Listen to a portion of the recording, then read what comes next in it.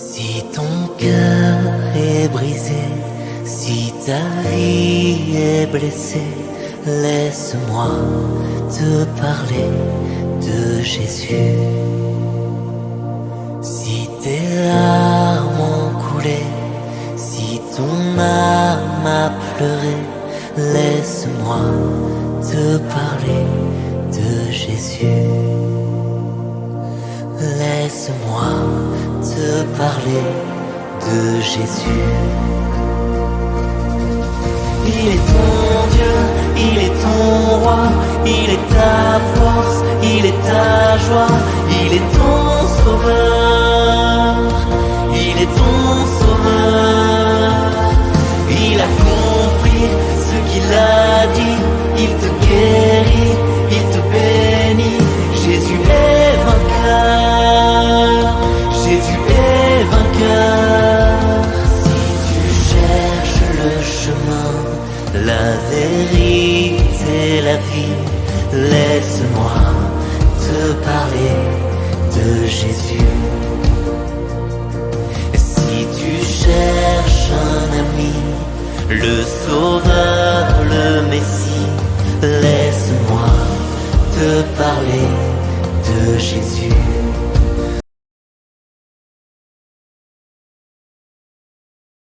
Dans le livre du prophète Joël, au chapitre 3, le verset 1 au verset 5, dans les derniers temps, dit Dieu, je répandrai de mon esprit sur toute chair. C'est pour ça que vous avez un Africain qui peut vous parler cet après-midi. Vos fils et vos filles prophétiseront. Vos vieillards auront des songes. Et vos jeunes gens des visions. Sur les esclaves et sur mes serviteurs, je répandrai de mon esprit. Je ferai des prodiges là-haut dans le ciel et ici-bas sur la terre. Le soleil se changera en ténèbres et la lune en sang. Et quiconque invoquera le nom du Seigneur, celui-là sera sauvé. L'apôtre Paul a proclamé cette parole dans les Actes des Apôtres, chapitre 2, verset 17. C'était le jour de la Pentecôte. C'était le commencement du témoignage de l'Église aux yeux de toutes les nations. L'apôtre Pierre a dit ce jour-là, dans les Actes des Apôtres, au chapitre 2, au verset 39, c'est à vous qu'est la promesse, à vous et à vos enfants, et à tous ceux qui sont au loin, en aussi grand nombre que le Seigneur notre Dieu les appellera. En aussi grand nombre, ce grand nombre que l'univers contient, que sont tous les hommes à qui est destiné l'amour du Seigneur notre Dieu. Car il est écrit dans l'évangile de Jean, chapitre 3, au verset 16, « Dieu a tant aimé le monde qu'il a donné son Fils unique, afin que quiconque croit en lui ne périsse pas, mais qu'il ait la vie éternelle. Dieu n'a pas envoyé son Fils dans le monde pour condamner le monde, mais pour que le monde soit sauvé par lui. »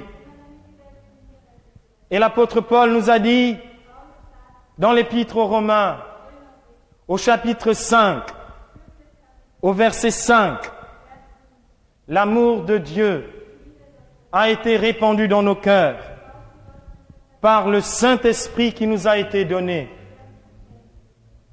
Frères et sœurs, je ne sais pas faire de discours. C'est pour ça que j'ai renoncé à m'asseoir sur une table. Ça fait trop professoral.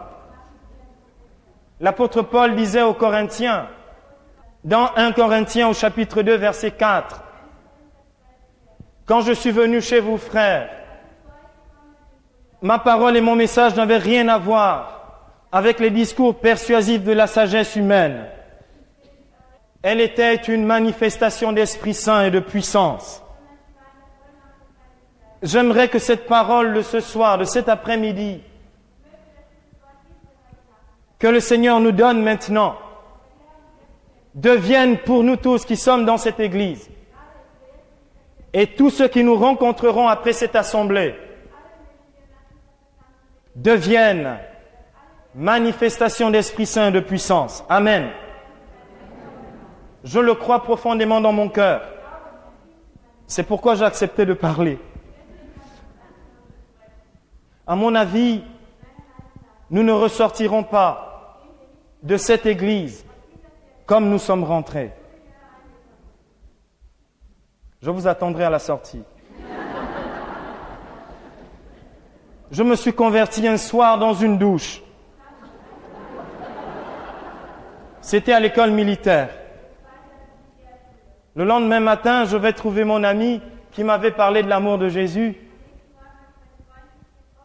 Et je lui dis, je ne comprends pas. Je suis tellement heureux, je ne sais pas ce qui m'arrive.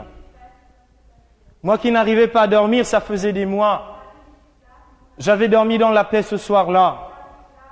Je ne savais pas qu'il était écrit dans l'Épître aux Galates, au chapitre 5, au verset 22, que le fruit de l'Esprit, c'est la paix, la joie, l'amour. J'étais dégoulinant d'amour. J'étais dégoulinant de joie. J'avais reçu ma douche du Saint-Esprit. Alléluia. Amen. Et j'ai lu pour la première fois le Saint-Évangile. Ma première Bible, c'était un petit fragment de l'Évangile selon Saint Matthieu. Les chapitres 5, 6 et 7. Ça s'appelle le Sermon sur la montagne, avec le discours inaugural de Jésus qu'on appelle les Béatitudes. J'ai découvert en lisant ces paroles que la foi chrétienne n'était pas seulement une affaire de religion, mais véritablement l'expérience de la puissance, de l'amour sauveur de Jésus-Christ. J'ai lu dans la Bible, dans les Actes des Apôtres, chapitre 4, verset 12. Il n'y a pas sous le ciel, il n'y aura plus sous le ciel des hommes un autre nom qui nous a été donné, par lequel nous sommes sauvés. L'ange dit à Joseph, au commencement de l'évangile de Matthieu, au chapitre 1er, au verset 21, tu lui donneras le nom de Jésus, parce que c'est lui qui sauvera son peuple de ses péchés. Et Jésus sur la croix, un vendredi comme aujourd'hui, à peu près exactement à la même heure où je vous parle, il a parlé dans sa chair. Il a crié « J'ai soif ». Il est écrit dans l'évangile de Jean, chapitre 19, au verset 34. L'un des soldats de sa lance lui transperça le côté. Il en sortit aussitôt du sang et de l'eau. Jésus avait dit dans le même évangile de Jean, au chapitre 7, au verset 37 et 38, « Si quelqu'un a soif, qu'il vienne à moi, celui qui croit en moi, selon les paroles de l'Écriture, à celui-là, des fleuves d'eau vive couleront de son cœur. » Et l'évangéliste ajoute, il parlait du Saint-Esprit que recevraient tous ceux qui croiraient en lui. Si quelqu'un a soif, qu'il vienne à moi, dit Jésus, celui qui croit en moi, des fleuves d'eau vive, des fleuves de vie couleront de son cœur. Je vous ai dit, j'ai lu l'évangile de Matthieu et en plein midi, j'étais au réfectoire comme d'habitude,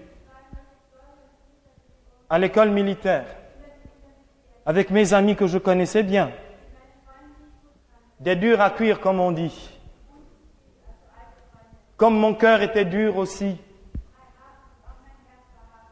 à cuire. Et là, sans avoir jamais fait aucune catéchèse, sans avoir été en faculté de théologie, j'ai témoigné pour la première fois de ma vie de l'amour de Jésus qui était rentré dans mon cœur dans la douche. J'ai vu mes amis en face de moi. J'ai vu, entre autres, Landry, l'un de mes amis qui était proche de moi, qui s'est effondré en larmes. Il venait de se convertir et de reconnaître Jésus-Christ comme le Seigneur et le Sauveur de sa vie. Nous étions une école militaire de 700 élèves. Avant la fin de l'année, la moitié de l'école militaire s'était convertie à Jésus-Christ.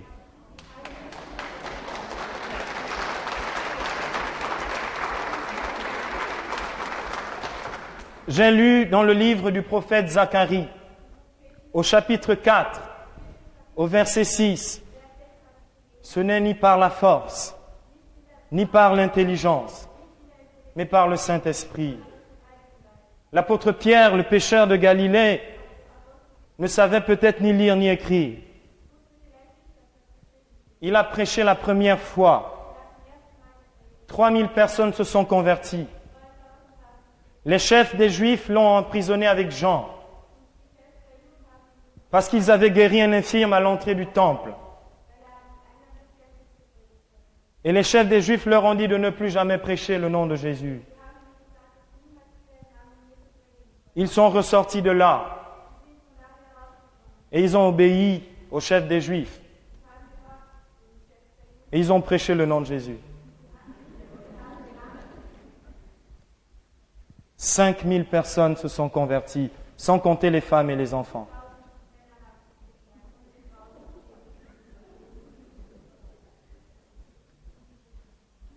Il nous est dit, toujours dans les Actes des Apôtres, chapitre 5, au verset 15, que lorsque Pierre passait dans une ville, on sortait les malades et les possédés, pour qu'au passage de Pierre, son ombre puisse toucher ces malades et ces possédés, afin qu'ils soient guéris. Pierre n'avait pas une autre puissance que celle du Saint-Esprit qu'il avait reçu à la Pentecôte. L'Esprit promis par le prophète Joël, l'Esprit qui reposait sur Jésus de Nazareth. Il est écrit dans l'Évangile de Luc au chapitre 4, verset 18. Et c'est Jésus qui le proclame dans la synagogue de Nazareth. L'Esprit du Seigneur est sur moi, parce que le Seigneur m'a consacré par l'onction. Il m'a envoyé porter la bonne nouvelle aux pauvres, délivrer les captifs, ouvrir les yeux des aveugles, renvoyer en liberté les opprimés et proclamer une année de grâce de la part du Seigneur. Jésus referme le livre, le donne aux servants de la synagogue. Il nous est dit dans ce même passage dans Luc 4, 21, Jésus dit à ses auditeurs, « C'est aujourd'hui que cette parole de l'Écriture s'accomplit. » Jésus n'a-t-il pas dit à ses disciples, dans l'Évangile de Jean, au chapitre 14, au verset 12 à 13, « Amen, amen, je vous le dis, celui qui croit en moi, celui-là fera les œuvres que j'ai faites, Il en fera même de plus grandes, car je vais au Père. Et tout ce que vous demanderez en mon nom, dit Jésus, je le ferai. Je le ferai. Frères et sœurs, est-ce que vous entendez? Je le ferai. Jésus a dit que le Père du ciel, il y a une prière dans la Bible qui sera toujours exaucée. Dans l'évangile de Luc au chapitre 11, au verset 13, le Père du ciel, et je crie bien fort, le Père du ciel, pour ceux qui ne l'entendent pas, ne refuse pas le Saint-Esprit à ceux qui l'ont pris. C'est pourquoi je dis vous ne ressortirez pas d'ici de la même manière. Et c'est pour cela que je prends la précaution de témoigner par la parole de Dieu. Pour qu'on ne dise pas que le frère Silouane nous invente de nouveau la religion. Frères et sœurs, je vais vous parler cet après-midi de ce que l'apôtre Paul appelle la conduite, la marche dans l'Esprit Saint. L'apôtre Paul dit dans l'Épître aux Galates, au chapitre 5, au verset 16, « Laissez-vous mener par le Saint-Esprit et vous ne risquez pas de satisfaire aux œuvres de la chair. » Frères et sœurs, il n'y a que la chair. L'apôtre Paul l'appelle aussi l'être psychique, l'être raisonneur, l'être qui se croit plus intelligent que Dieu, qui puisse nous empêcher de vivre sous la conduite du Saint-Esprit. L'apôtre Paul dit aussi dans l'Épître aux Éphésiens, chapitre 5, verset 18, « Cherchez dans le Saint-Esprit votre plénitude. » Frères et sœurs, il s'agit d'une plénitude. Il ne s'agit pas simplement de petites consolations. Il s'agit d'une plénitude de vie. Jésus nous dit dans l'évangile de Jean, chapitre 10, au verset 10, Jean 10, 10. Vous pourrez au moins retenir ça. Jean 10, 10. Je suis venu pour que mes brebis aient la vie.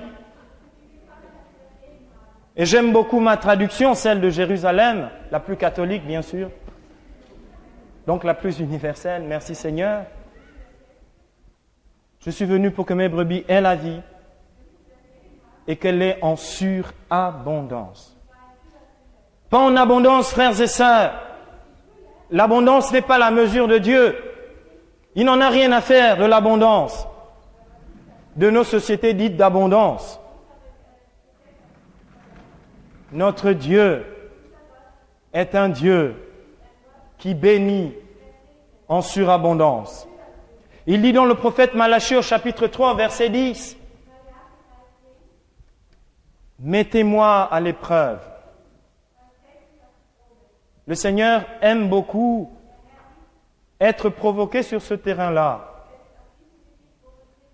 Et vous verrez, si je n'ouvrirai pas pour vous les écluses du ciel. Avant simplement de parler de bénédiction matérielle, parce que bénédiction matérielle, il y a aussi. Le Seigneur veut nous combler, faire déborder nos vies de cette surabondance de vie et de grâce que donne le Saint-Esprit. C'est le baptême qui vous a consacré, frères et sœurs bien-aimés. C'est cette onction, ce sceau que vous avez reçu le jour de la confirmation. L'apôtre Paul parle, lui, dans l'Épître aux Éphésiens, au chapitre 1er, au verset 14. Il parle d'un compte en banque. Il parle des arts de l'esprit. Il parle de notre acompte dans le royaume de Dieu. Il parle d'un trésor qui ne se périt pas, mais qui demeure jusque dans la vie éternelle. Il dit à Tite, au chapitre 3 de l'épître de Paul à Tite, les versets 4 et 7, jusqu'au verset 7. Mais le jour où apparut la bonté de Dieu, notre Sauveur, et son amour pour les hommes, il ne s'est pas occupé des œuvres de justice que nous avions pu accomplir, mais poussé par sa seule bonté, par sa seule miséricorde, il nous a sauvés par le bain de la nouvelle naissance et du renouveau dans le Saint-Esprit. Et cet esprit, il l'a répandu sur nous à profusion par Jésus-Christ notre Sauveur, afin que, justifiés par la grâce du Christ, nous obtenions en espérance l'héritage de la vie éternelle. Les catholiques l'ont oublié, mes bien-aimés. Ils l'ont complètement oublié. Frères et sœurs, la vie chrétienne est trop dure. La pratique de la vertu est trop dure. La pratique de la charité est trop dure. La prière quotidienne est trop dure. La prière dominicale est vachement dure. Le pardon des offenses est très dur. La vie chrétienne est un boulet. On est triste d'être chrétien. C'est trop exigeant. Mais c'est invivable. C'est invivable. N'est-ce pas? Sans le Saint-Esprit, c'est une corvée, c'est une torture. Avec le Saint-Esprit, comme l'a découvert la petite Thérèse, la nuit de Noël 1886, la vie dans l'Esprit est devenue un véritable délice pour la petite Thérèse. Elle dit, je commençais pour ainsi dire une véritable course de géants. J'allais de victoire en victoire, mais par la puissance et la force de l'Esprit. L'amour des ennemis est possible par l'esprit d'amour qui habite nos cœurs.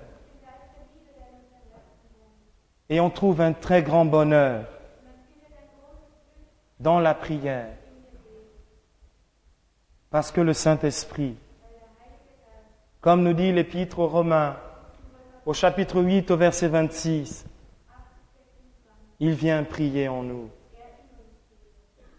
Frères et sœurs, j'ai été témoigné il y a quelques mois à Paris, à Bercy.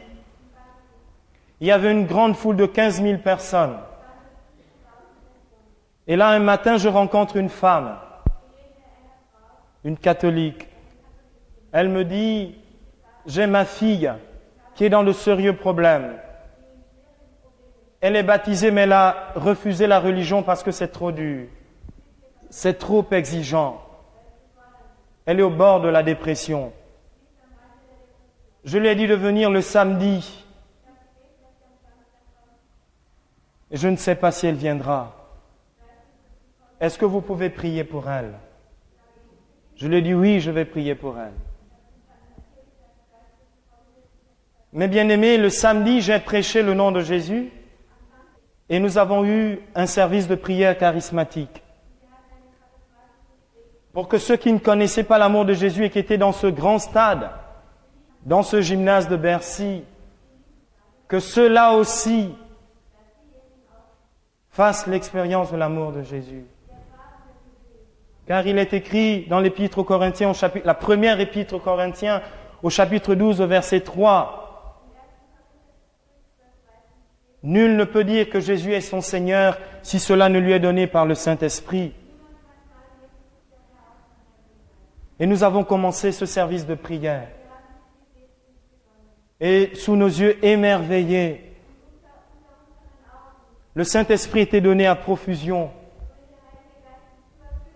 Je voyais des gens tomber de partout.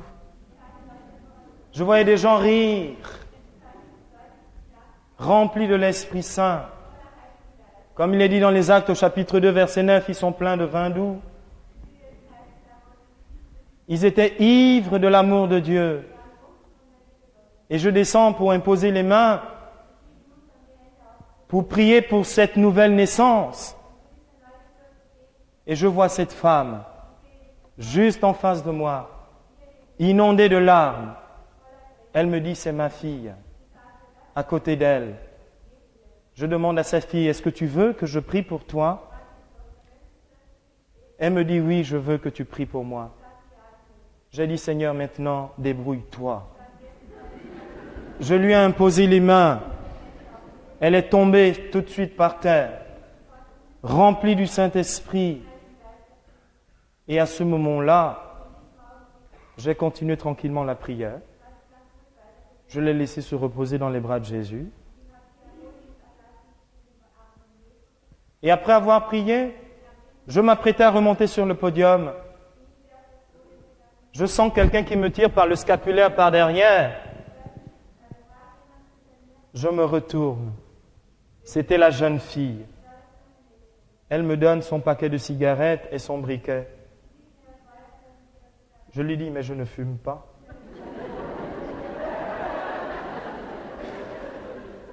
Elle venait de se convertir. Elle était au bord de la dépression. Elle ne mangeait plus. J'ai rencontré sa maman il y a à peu près une semaine à Lourdes. Elle m'a dit, sa fille a pris 5 kilos. Elle est en très bonne santé. Ravivée par le Saint-Esprit.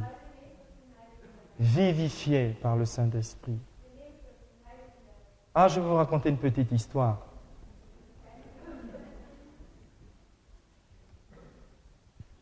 À Lourdes, je rencontre une petite catholique, une jeune catholique,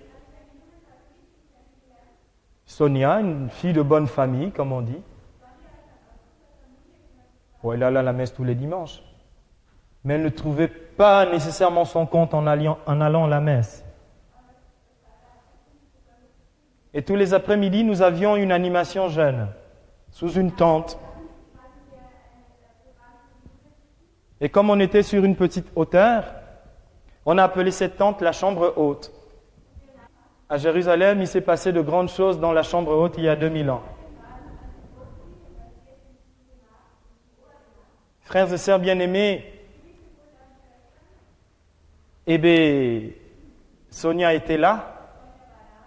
Elle est venue pour louer le Seigneur avec d'autres jeunes. Et nous avons témoigné de Jésus-Christ, de la puissance de l'amour et du salut en Jésus-Christ. Elle a reçu l'effusion du Saint-Esprit sans que personne ne mette les mains sur sa tête.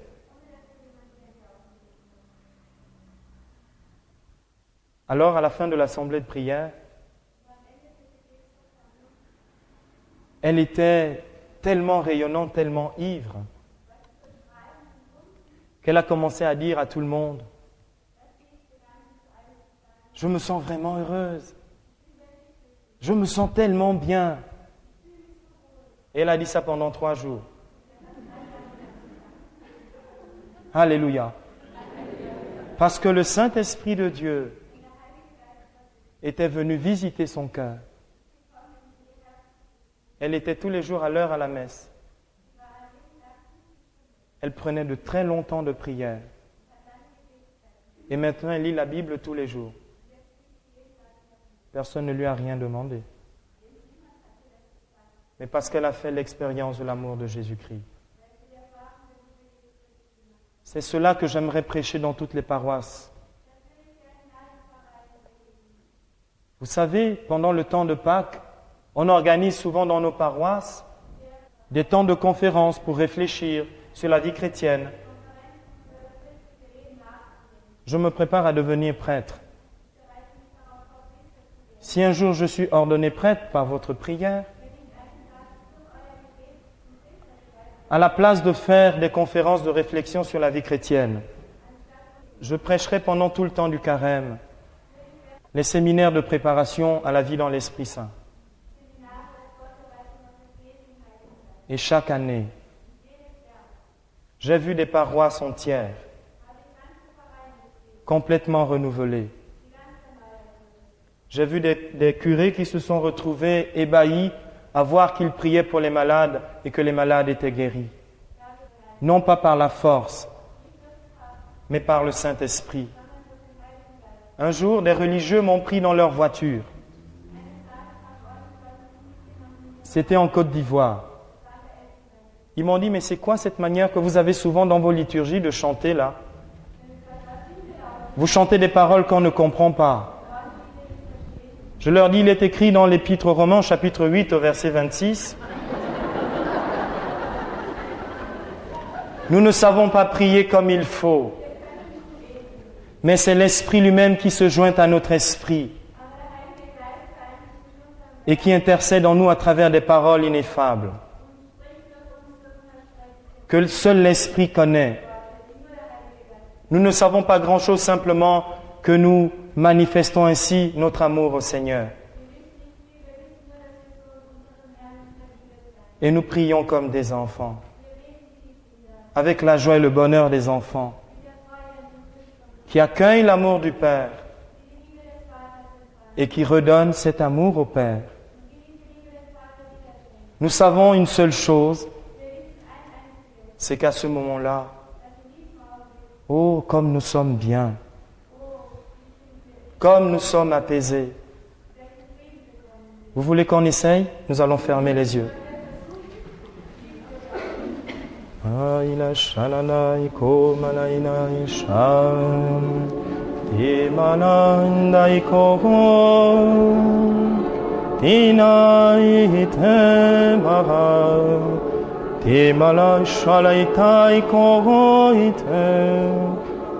Talinai ko Himalai shalai ko Himalai shalai ko malaite La la la la inai ko Hima Shema Malaina iko maha shenite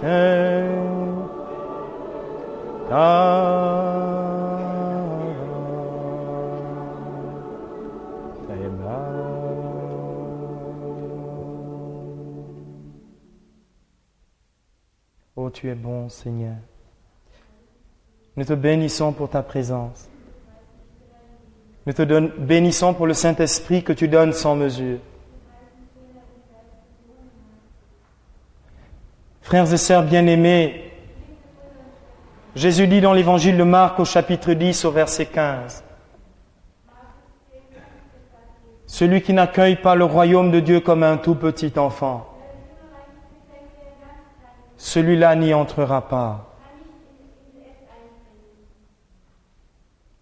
La vie chrétienne est très simple. Nous l'avons trop compliquée. Nous avons fait l'accomplissement de préceptes et de doctrines. Mais Jésus s'était fâché avec les pharisiens à cause de cela. Ils avaient oublié le cœur de la relation à Dieu, que Thérèse nous révèle ici à Lisieux. Ils avaient oublié, nous avons oublié. Frères et sœurs, que le cœur de notre vie, c'est cette communion d'amour avec Dieu notre Père. Et cela n'est possible que par le Saint-Esprit. Il n'y a pas besoin d'être intelligent pour cela. J'ai vu en Afrique des villages entiers se convertir. Non pas par de discours savants.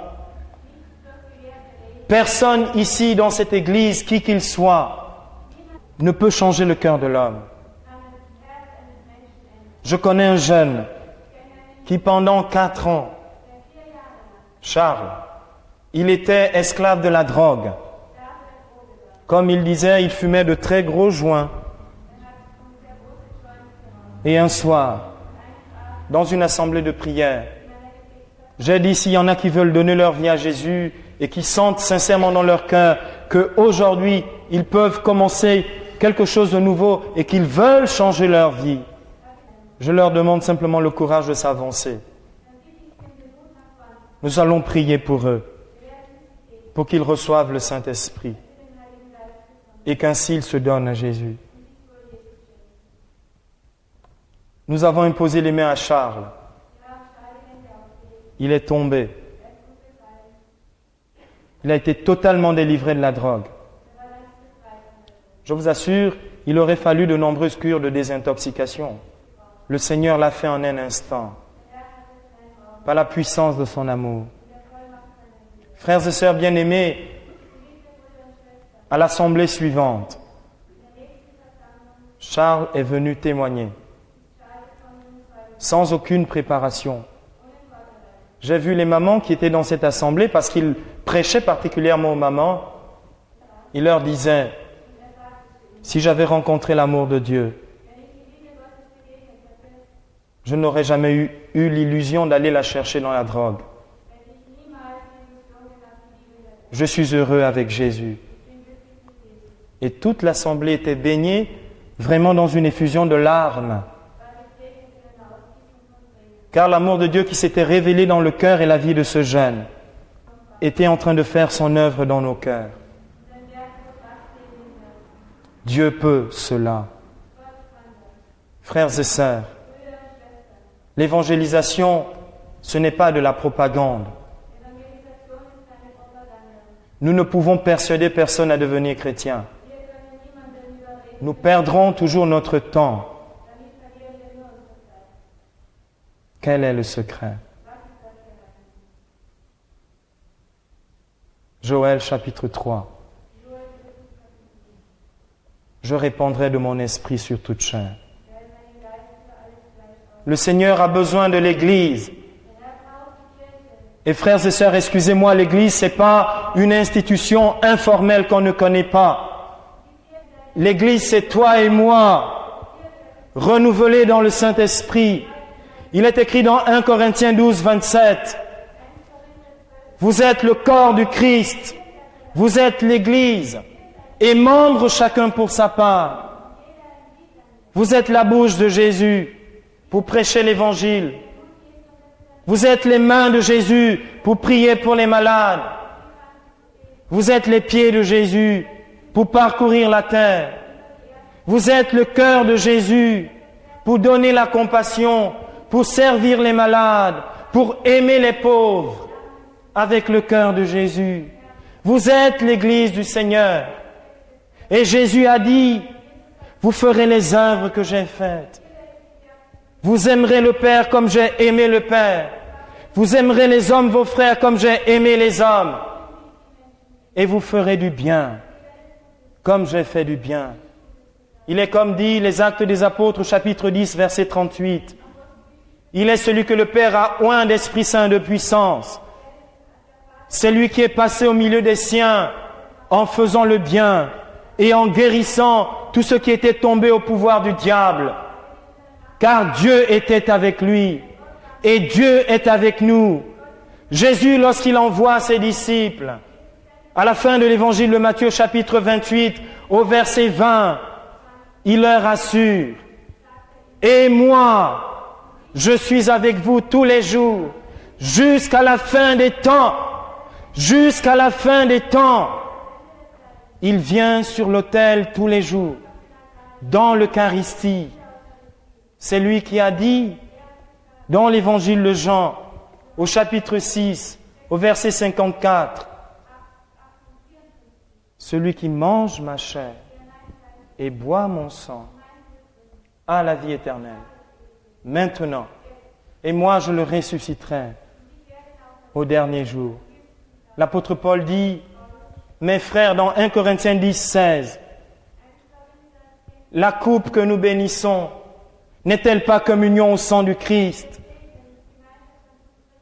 Pas un vin béni, je ne sais lequel, au sang du Christ.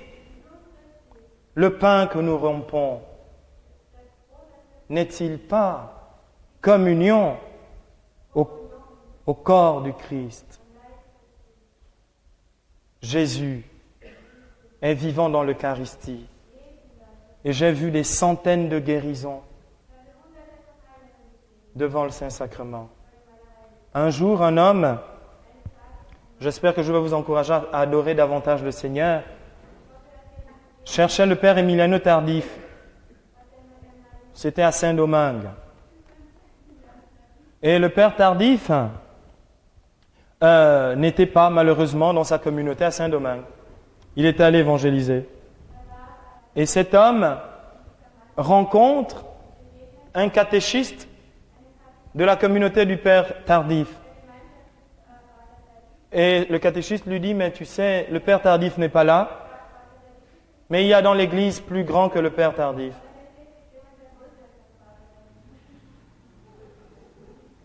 Alors il a fait un peu la tête, parce qu'il n'était pas très convaincu. Notre cher ami rentre dans l'église. Bon, il ne pouvait pas faire autrement. Il s'assied 30 petites minutes devant le Saint-Sacrement. J'ai oublié de dire qu'il était infirme des 2 pieds, il marchait avec des béquilles.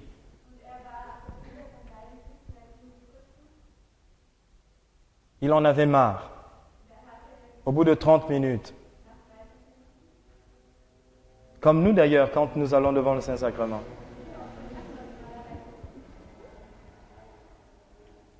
Il est ressorti de l'église. Il ne s'était pas rendu compte. Il portait ses 2 béquilles dans la main. Alléluia.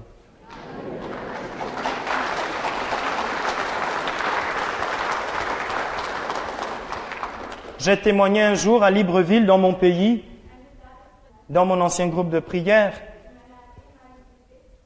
Et dans notre assemblée, il y avait une femme athlète, Brigitte, qui avait été accidentée par la passerelle d'un avion et qui avait eu les pieds brisés. Elle portait des fers, comment on appelle ça, des prothèses.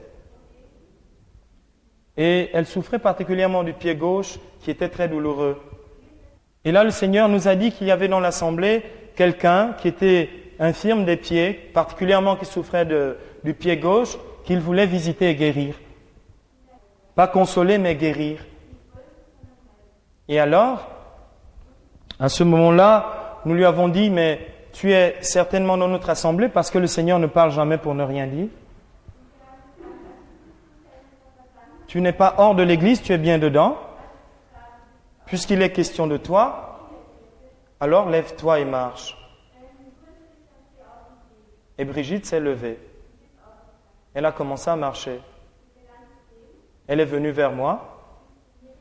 Moi, je lui ai dit, je ne suis pas le chemin, la vérité et la vie. Maintenant, tu vas marcher dans l'allée centrale de l'église. Et elle a commencé à marcher tout doucement dans l'allée centrale de l'église. Elle est revenue en courant. Alléluia.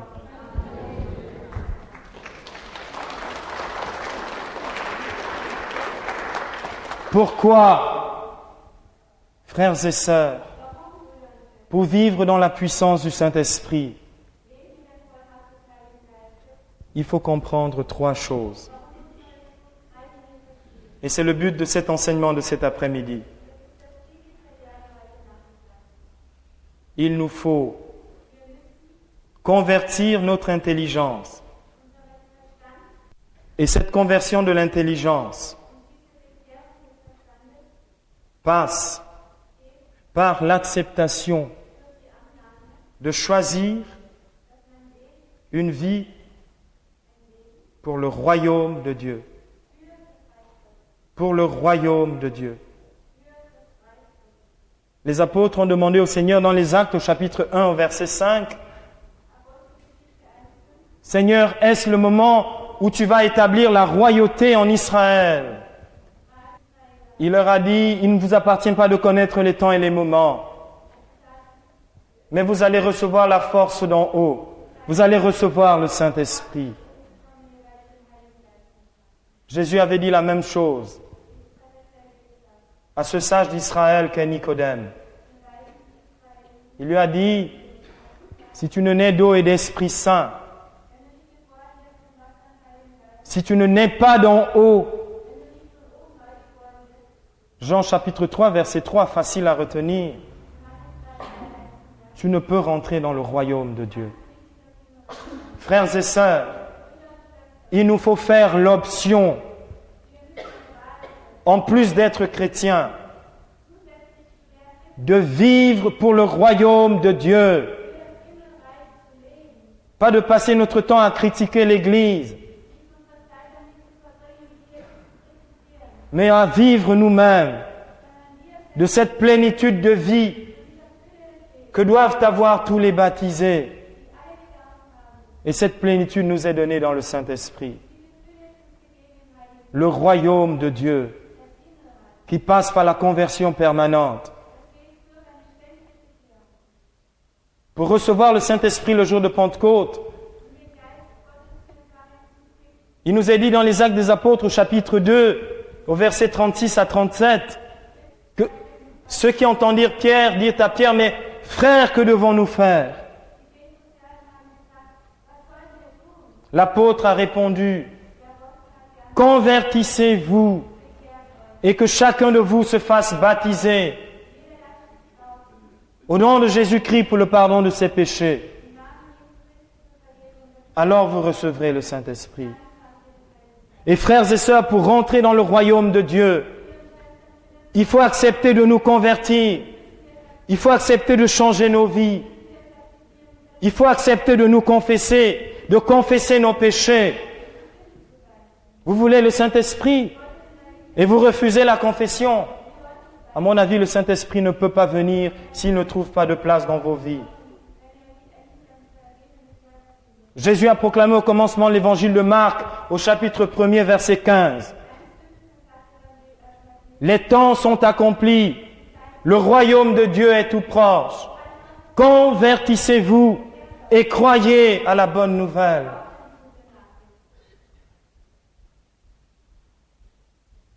Deuxième condition, vivre sous l'onction du Saint-Esprit. Et ça s'adresse particulièrement au groupe de prière, dit du renouveau charismatique, où je ne vois plus beaucoup les charismes s'exercer. Je ne sais pas pourquoi d'ailleurs. On est charismatique d'étiquette, comme on est chrétien, on dit « je suis chrétien », et puis on ne voit rien. L'apôtre Paul dit dans 2 Timothée, au chapitre 3, au verset 5, que beaucoup d'entre nous, et dans nos groupes de prière, ont gardé les apparences de la piété, mais ils en ont renié ceux qui en fait la puissance. On chante les chants du renouveau, on vient aux assemblées toutes les semaines, mais rien ne se passe. Le groupe de prière est devenu un temps important de rencontre entre amis, mais plus de rencontre avec Jésus vivant. On passe tout son temps à se critiquer les uns les autres, à décourager ceux qui sont remplis du feu de l'Esprit et qui veulent témoigner de l'amour de Jésus. Alors, au nom de la fausse humilité, personne n'ose plus ouvrir la bouche dans les assemblées et rien ne se passe. Quand 2 ou 3 sont réunis en mon nom, je suis au milieu d'eux. Et quand Jésus vient dans une assemblée, ce n'est pas pour croiser les bras, mes bien-aimés. il vient pour agir. Car, comme nous dit l'apôtre Paul dans 1 Corinthiens 4:20, le royaume de Dieu ne consiste pas en paroles, mais en puissance. Et cette puissance-là, c'est celle de l'onction du Saint-Esprit. Frères et sœurs, si nous n'attendons rien de Dieu, Dieu ne peut rien faire. Absolument rien. Le psalmiste dit dans le psaume 22 au verset 5, « Seigneur, d'une onction, tu me parfumes la tête. Et ma coupe déborde. » Et ce débordement de l'amour de Dieu, c'est celui de la docilité au Saint-Esprit. Il est dit dans l'évangile de Jean, chapitre 3, verset 8, « L'Esprit souffle où il veut et tu entends sa voix. Tu ne sais ni d'où il vient ni où il va. Ainsi en est-il de quiconque est né de l'Esprit. »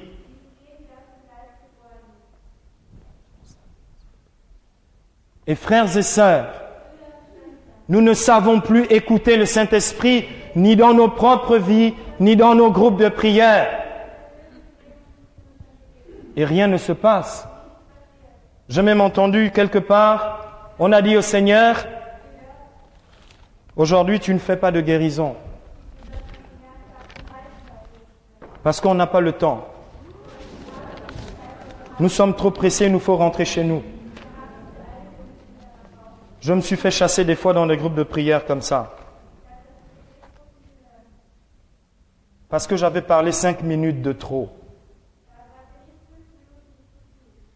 Mais bien aimés, lorsque nous avons planifié nos affaires et que nous arrivons en groupe de prière, nous avons dit aujourd'hui nous allons prier pour la guérison. C'est sympathique, c'est très bien.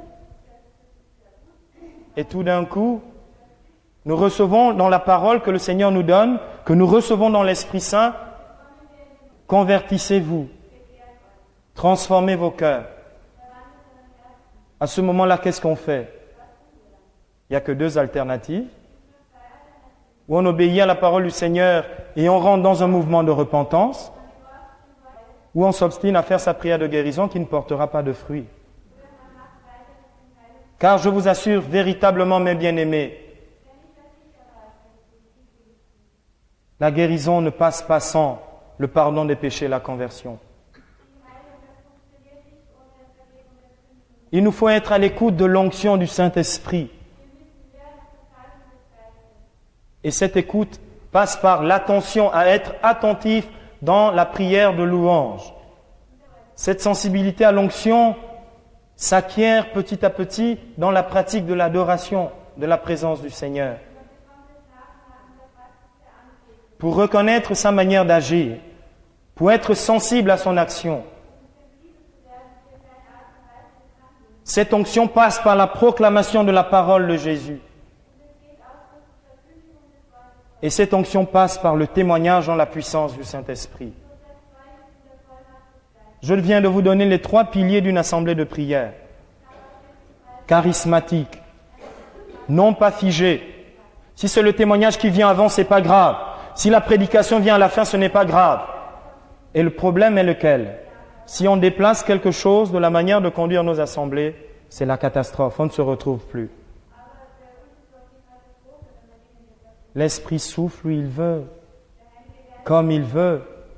J'ai un ami prêtre avec qui j'ai beaucoup évangélisé, qui me disait un jour, il avait organisé un week-end charismatique. Et il avait dit, à 16h, nous ferons la prière d'effusion. Le matin, nous apprendrons un peu la louange. Nous ferons un enseignement. Nous mangerons à midi. Et l'après-midi, nous ferons la prière d'effusion. Ils ont pris le premier chant au Saint-Esprit, c'était le début de la matinée. Et tout le monde a été baptisé dans le Saint-Esprit. C'était pas à 4 heures, frères et sœurs. Il aurait pu à ce moment-là dire, j'ai planifié mon affaire. Saint-Esprit, je n'ai pas à être à ton écoute. Accueillir l'onction, c'est être à l'écoute, être dans la docilité et dans l'obéissance au Saint-Esprit. La foi sans les œuvres est morte. Troisième et dernière condition pour vivre dans cet élan et cette puissance du Saint-Esprit. Frères et sœurs, c'est rentrer dans ce que la Bible appelle l'esprit de prophétie. Il est écrit dans les Actes des Apôtres, au chapitre 19, au verset 10, le témoignage de Jésus-Christ est l'esprit de prophétie. Et un grand leader du renouveau charismatique, un Italien, le père Raniero Cantalamessa,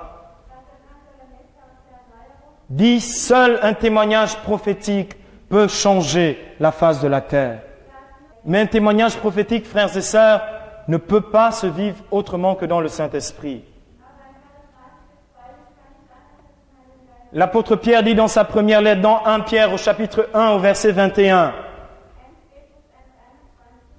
c'est poussé par l'Esprit Saint que des hommes ont parlé de la part de Dieu. Et être témoin de Jésus, c'est de parler de la part de Dieu. Frères et sœurs, avant que nous rentrions dans la prière,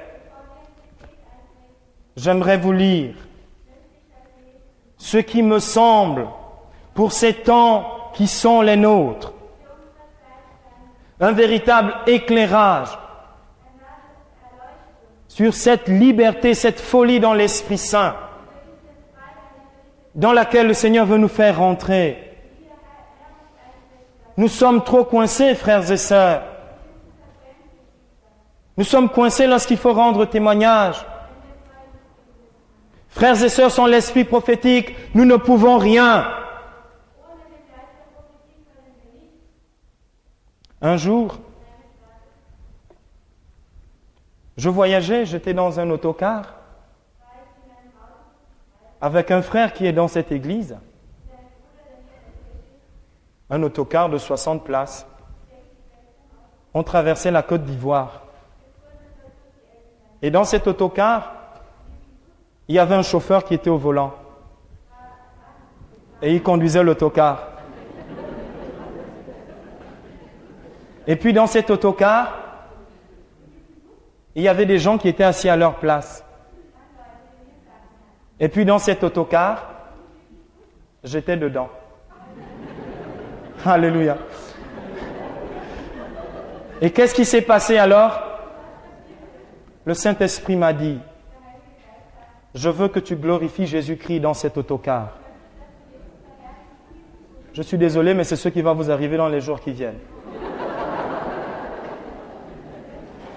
Je me suis levé, frères et sœurs bien-aimés, et j'ai dit, dans cet autocar, Dieu a tellement aimé le monde qu'il a donné son Fils unique, pour que quiconque croit ne se perde pas, mais qu'il ait la vie éternelle.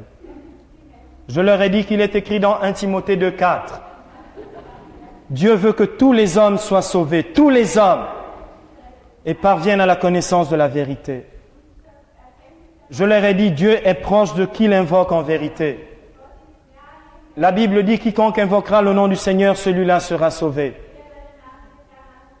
La Bible dit aussi dans Romains chapitre 10 au verset 9, si de ta bouche tu confesses que Jésus-Christ est le Seigneur de ta vie, si tu crois de tout ton cœur que Dieu l'a ressuscité des morts, tu rentres dans le salut. L'amour de Dieu veut se donner à vous maintenant. Nous allons prier pour ceux qui le veulent.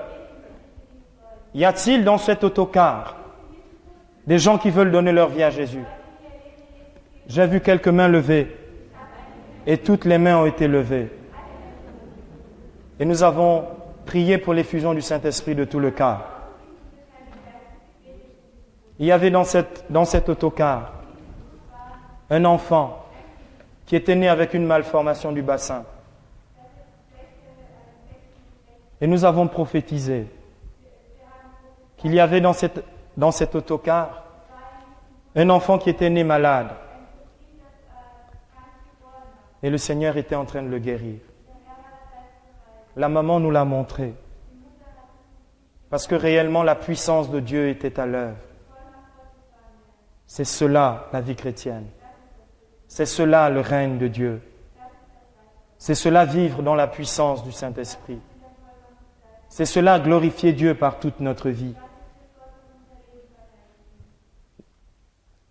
Saint Louis-Marie Grignon de Montfort disait au XVIIIe siècle, et j'aimerais conclure par cette prophétie, qui nous donne tout l'esprit de ce renouveau dans l'Esprit Saint, qui est renouveau de toute l'Église, qui est renouveau de la vie baptismale, qui est renouveau de la vie sacramentelle, qui est renouveau du témoignage missionnaire de l'Église. Saint Louis-Marie Grignon de Montfort, qui a annoncé comme beaucoup de saints cette Pentecôte d'amour dans laquelle nous sommes en train d'entrer. Il parlait de ces chrétiens des derniers temps que nous sommes. Je vous lis la prophétie. Il parlait de ces enfants et serviteurs de Marie. Il les avait appelés les apôtres des derniers temps. Mais qui seront ces serviteurs, esclaves et enfants de Marie? Ce seront des feux brûlants, ministres du Seigneur, qui mettront le feu de l'amour divin partout. Ce seront des flèches aiguës dans les mains de la puissante Marie pour percer ses ennemis. Ce seront des enfants de Lévi, bien purifiés par le feu des grandes tribulations et bien collés à Dieu, qui porteront l'or de l'amour dans le cœur, l'encens de l'oraison dans l'esprit et la myrrhe de la mortification dans le corps, et qui seront partout la bonne odeur de Jésus-Christ, aux pauvres et aux petits, tandis qu'ils seront une odeur de mort aux grands, aux riches et aux orgueilleux mondains.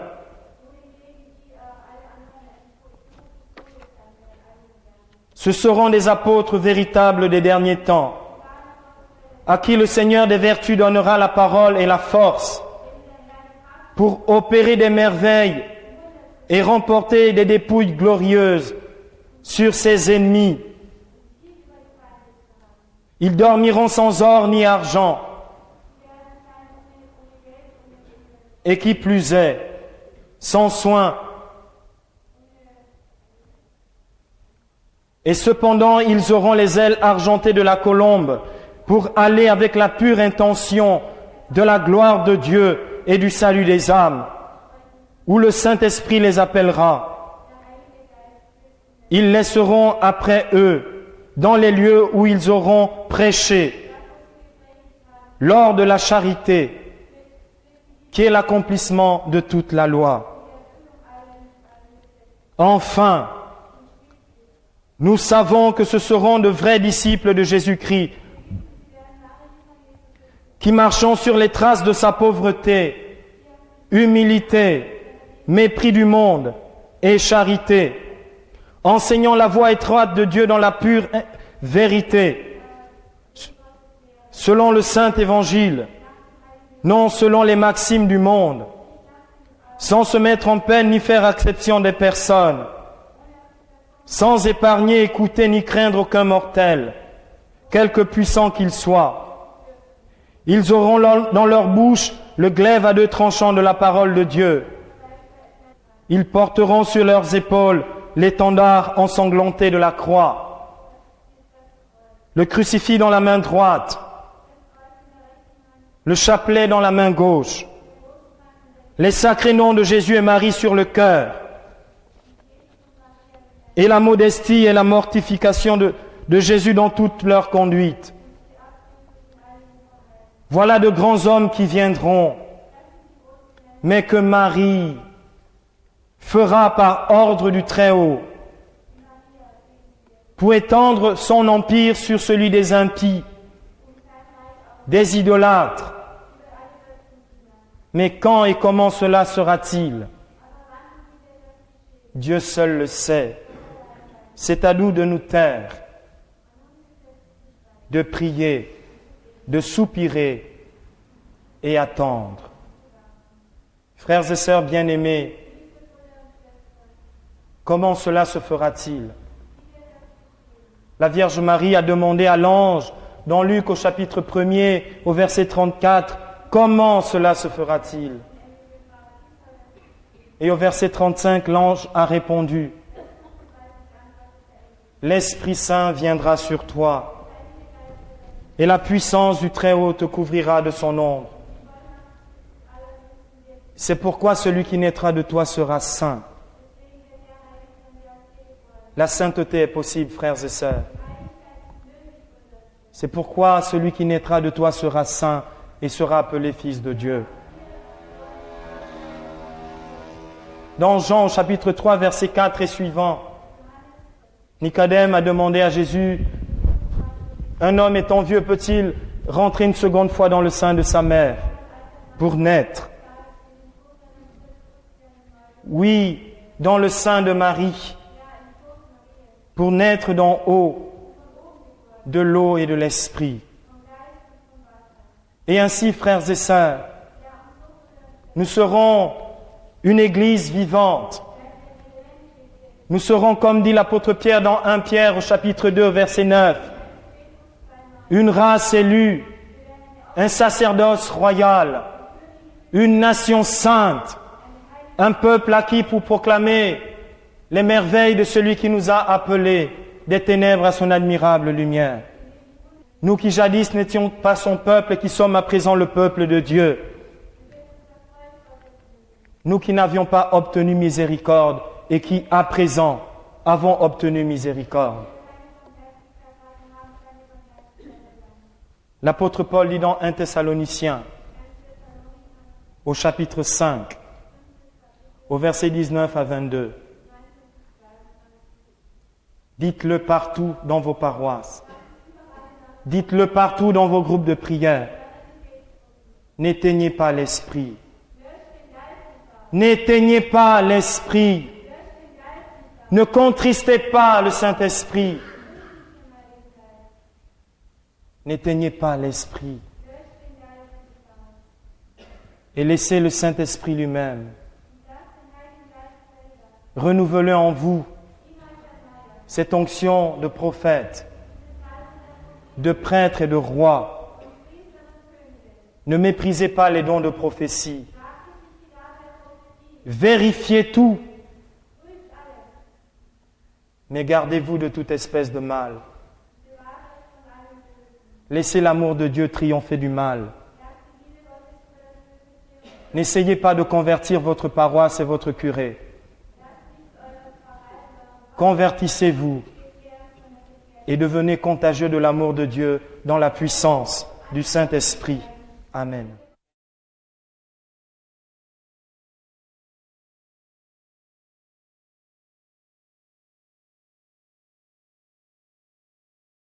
Dans le livre du prophète Joël, au chapitre 3,